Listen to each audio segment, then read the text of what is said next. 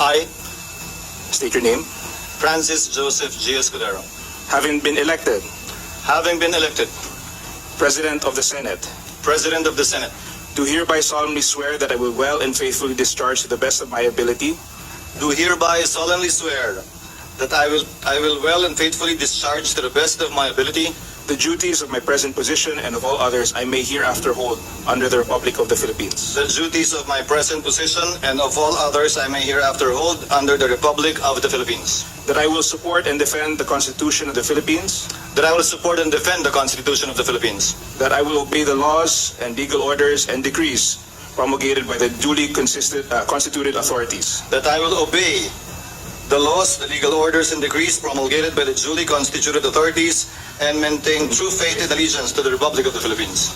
And that I impose this obligation upon myself voluntarily without mental reservation or purpose of evasion. And that I impose this obligation upon myself voluntarily without mental reservation or purpose of evasion. So help me God. So help me God.